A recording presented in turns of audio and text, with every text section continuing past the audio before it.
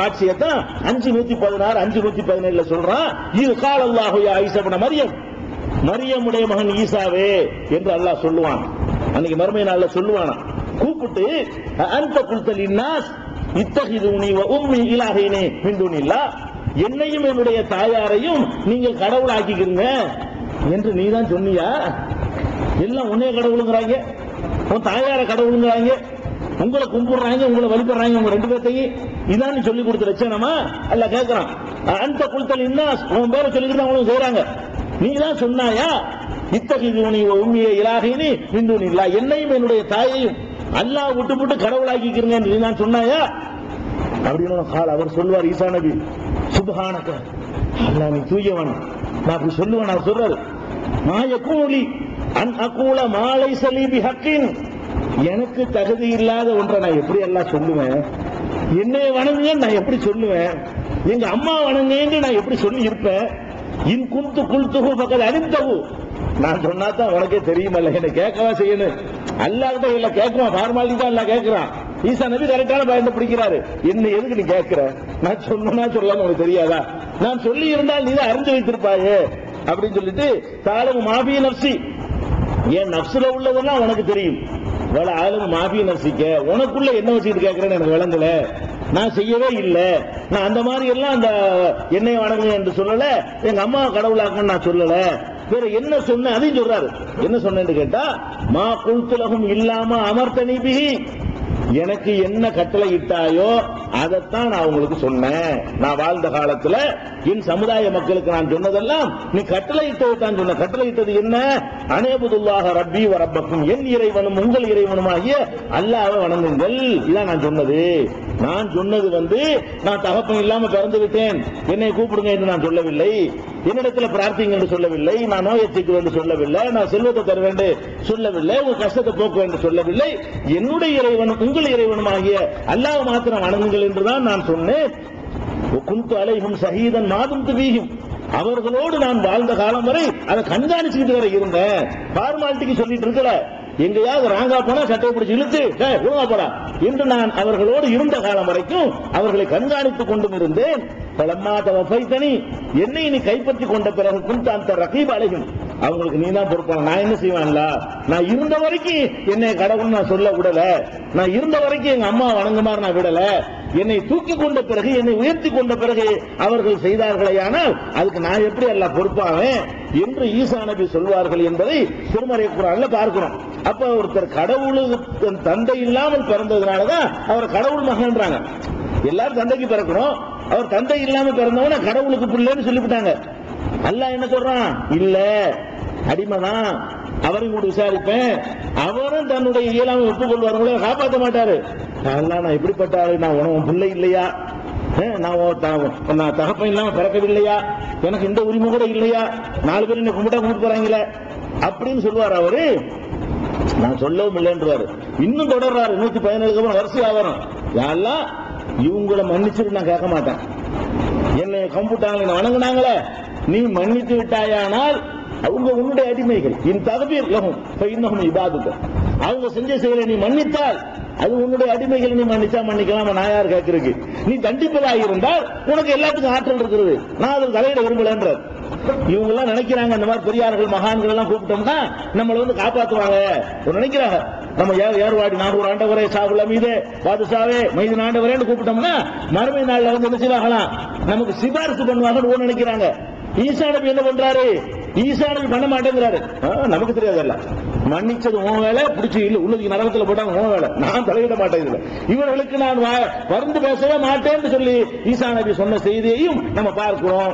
அப்ப ஒரு மனிதர் அடிமை நிலையிலிருந்து மாறி ரப்புக்கு ரப்பாக, அவர் ஒரு ரப்பாக மாறுறாருன்னு சொன்னா அது ஈசா நபிக்கு வேண்டாம், அந்த தகுதி எல்லாம் கொடுத்திருக்கலாம். கொடுக்கிறதா இருந்தா அந்த விளையாட்டு கிடையாது. அல்லாஹ்விடத்துல அதுல விட்டு கொடுக்கிற பேச்சுக்கு இடம் கிடையாது. அது தெளிவா இருக்கலாம். இதையெல்லாம் விட நம்ம முஸ்லிம் சமுதாயத்தை பொறுத்த வரைக்கும் நமக்கு வழிகாட்டியா நபிகள் நாயகம் ஸல்லல்லாஹு அலைஹி வஸல்லம். மற்ற நபிமார்கள்லாம் தங்கள் டியூட்டியை ஒழுங்கா செஞ்சாலும் நமக்கு வழிகாட்டுறதுக்கு அனுப்பப்பட்டது நபிகள் நாயகம் ஸல்லல்லாஹு அலைஹி வஸல்லம் அவங்களை தான். அவங்கள நம்ம உயிரின மேல மதிக்கிறோம், அவங்கள தான் பின்பற்றணும். அதுலதான் வெற்றி இருக்கிறது. அதற்கு முன்பு உள்ள நபிமார்கள் யார் என்ன செஞ்சுட்டு போனாலும் அதை நம்ம பின்பற்ற வேண்டிய அவசியம் கிடையாதுங்கிற அளவுக்கு நம்ம நபிகள் நாயகம் ஸல்லல்லாஹு அலைஹி வஸல்லத்தை மதிக்கணும். அவங்கள அல்லாஹ் எந்த நிப்பாட்டுறான்? அவங்களாவது சையதுல் பஷர்ங்கிற மனித குலத்தின் தலைவர்ங்கிறமா இல்லையா?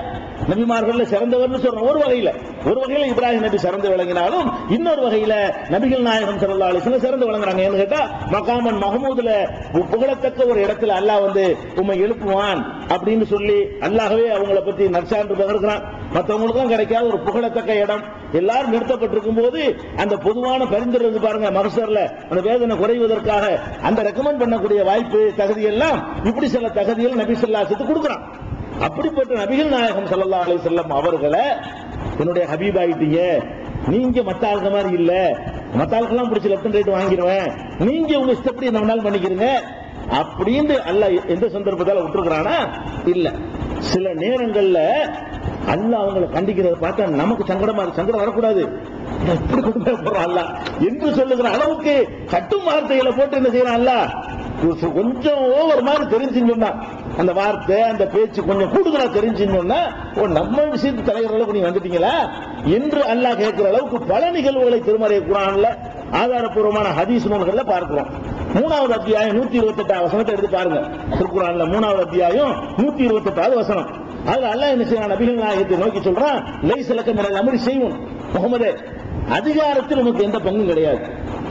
ரசூல் ஸல்லல்லாஹு அலைஹி வஸல்லம் பார்த்து அல்லாஹ் சொல்றான், அதிகாரத்தில் உனக்கு எந்த பங்கும் இல்ல. இந்த வசனத்தை வந்து நேரடியா பார்த்தாலே என்ன சொல்லுதுன்னு விளங்குது. இருந்தாலும் இந்த வசனம் அருளப்பட்டதற்கு ஒரு காரணம் இருக்கிறது, ஒரு வரலாற்று பின்னணி இருக்கிறது. எப்ப அல்லாஹ் சொன்னா, ஏன் உனக்கு அதிகாரத்தில் பங்கு இல்லைன்னு சொன்னா, ரசூல் ஸல்லல்லாஹு அலைஹி வஸல்லம் அதிகாரத்தில் பங்கு இருக்குன்னு சொன்னாங்களா, அதுக்கு மறுப்பா இது சொன்னானா என்று நீங்கள் தேடி பார்த்தீர்களே ஆனால் இது சஹீஹ் முஸ்லிம்ல 3346வது ஹதீஸில் நீங்க பார்க்கலாம்.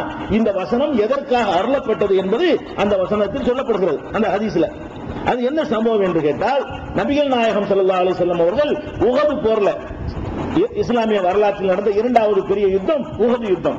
அந்த உஹது போர்ல நபி ஸல்லல்லாஹு அலைஹி வஸல்லம் அவர்களும் தலைமை தாங்கி போர்க்களத்தில் நின்று கொண்டிருக்கிற நேரத்தில் எதிரிகளால் தாக்கப்படுறாங்க. பல்லு உடையுது, முகமெல்லாம் காயம், மண்டையெல்லாம் உடைஞ்சு போச்சு. இவ்வளவு கடுமையான முறையில் அவர்கள் வந்து ரத்த காயம் பட்டுட்டாங்க. அப்ப அந்த நேரத்தில் வந்து முகத்துல ரத்தம் வட்டிக்குது, மூஞ்செல்லாம் தலையில இருந்து வட்டிச்ச ரத்தம், முகமெல்லாம் சிகப்பு கலரா போச்சு. இந்த வேதனை தாங்க முடியாமல் நபி ஸல்லல்லாஹு அலைஹி வஸல்லம் என்ன செஞ்சாங்கன்னு கேட்டா, கைஃப யுஃப்லிஹு கௌமுன் சஜ்ஜு நபியஹும், தங்கள் நபியுடைய முகத்தில் ரத்த சாயத்தை பூசி விட்டார்களே, இவர்கள் எப்படி வெற்றி பெறுவார்கள், இவங்க எப்படி ஜெயிப்பாங்க? யுத்தம் நடந்துகிட்டு இருக்கிறது, யுத்தத்தில் நபி ஸல்லல்லாஹு அலைஹி வஸல்லம் கடுமையான காயம் ஏற்படுகிறது. காயம் ஏற்பட்டவன என்ன வார்த்தை வருது தெரியுமா? ஒரு நபியுடைய முகத்தில் ரத்த சாயத்தை பூசி நீ ஜெயிப்பீங்களாடா என்று ஒரு வார்த்தை விட்டுறாங்க. விட்ட உடனே அல்லாஹ் என்ன பண்றான்? உடனே இந்த வசனத்தை அருளான், முகமதே அதிகாரத்தில் உனக்கு பங்கு கிடையாது. அவன் ஜெயிப்பானா ஜெயிக்க மாட்டான், நீ என்ன முடிவு செய்யறது? உன்னை அடிச்சா தோத்து போயிருவானா?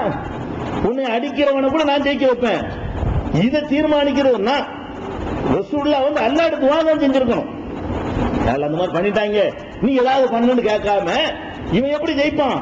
இந்த ஜட்ஜ்மெண்ட் மாதிரி வருது இந்த வார்த்தகம். அது கூட திட்டமிட்டு பிளான் பண்ணி சொன்னது இல்ல. நீங்களும் நானும் கூட சொல்லிடுவோம் வேதனை தாங்க முடியாம. நபி ஸல்லல்லாஹு அலைஹி வஸல்லத்துக்கு ஏற்பட்ட அந்த வேதனையில என்ன சொல்றதுன்னு தெரியாமல், அவர்கள் மனிதர் தானே, வேதனையில வந்து அட்டி இந்த பக்கம் அட்டி ரத்தம் உங்களுக்கு தலையில இருந்து வட்டியுது, வேதனை தாங்க முடியாம அந்த அது ஒரு புலம்பல், வேதனையுடைய குமுறல். அந்த வேதனையுடைய குமுறலாக என்ன பண்றாங்க என்று கேட்டா, நபிக்கு அல்லாஹ்வுடைய தூதரனா இருக்கிற எனக்கு ரத்த சாயத்தை பூசி நீ ஜெயிச்சிருவீங்களா, எப்படா ஜெயிப்பீங்க அப்படின்னு ஒரு வார்த்தையை போட்டு, என்னமோ ஜெயிக்கிறது தோற்கிறதெல்லாம் நபிகள் நாயகத்தை ரத்த காயப்படுத்துறதுலையும் ரத்த காயம் படுத்தாம இருக்கிறதுல தான் இருக்குது என்ற மாதிரி ஒரு தோரணை வந்துருது. அவங்க உள்ளத்துல அந்த எண்ணம் இருந்திருக்காது. ஆனால் அல்லாஹ் வந்து அந்த வார்த்தையை கூட விரும்பல. அது எப்படி நீங்க சொல்றது? எத்தனை நல்லடியார்களை வந்து எதிர்த்தவர்களுக்கு இந்த உலகத்தில் வெற்றியை கொடுப்பான். ஏன் பல போர்க்கொள்ளங்கள்ல முஸ்லிம்களுக்கு தோல்வி வரலையா? பல நபிமார்கள் யுத்த களத்தில் போய் கொல்லப்படவில்லையா? பல எதிரிகள் கை ஓங்கவில்லையா? மறுமையில தான் நல்லவர்களுக்கு பரிசும் கெட்டவர்களுக்கு தண்டனை வழங்கப்படுமே தவிர, இந்த உலகத்தில் நல்லவர்களுக்கு அடுக்கடுக்கான தோல்விகளே ஏற்படும், நல்லவர்களுக்கு துன்பங்கள் வந்து கொண்டே இருக்கும். அது எந்த அளவுக்கு தாங்குறாங்கன்னு பார்க்குவதற்காக வேண்டி எல்லாம் சோதித்தான். அது என்னமோ உன்னையும் அடிச்சவன அவன் எப்படி ஜெயிப்பான்னு கேட்கிற, அதை சொல்ல நீ யாரு? அதுதான் கேட்கிறான் அல்லாஹ். இந்த நேரத்தில் தான் அன்ஸலல்லாஹு அஸ்ஸ வஜல்ல லைஸ லக மினல் அம்ரி ஷைஉன். இப்போதான் அல்லாஹ் அந்த வசனத்தை அருளுகிறான். அந்த வேதனை அல்லாஹ் பார்க்கல. அல்லாஹ் நம்முடைய ஹபீப் ஆயிட்டாங்களே, கூட துடிச்சுக்கிட்டு இருக்கிறாங்களே, வேதனையில தானே சொல்றாங்கன்னு பார்க்கல. அவன் கௌரவத்தான் பார்க்கறான். அதான் அந்த விஷயத்துல காம்ப்ரமைஸ்க்கு இடம் கிடையாது. அல்லாஹ் அவனுக்கு இஸ்ஸத்திற்கு பாருங்க, அதுல யாரு மோதினாலும் சரி, எவ்வளவு பெரிய கஷ்டமான நிலையில உங்களுக்கு வாய்தேறி வந்தாலும் சரி, நான் தான் அந்த அந்த அந்த கௌரவம், அந்த பெருமை, அது எல்லாத்துக்கும் சொந்தக்காரன்.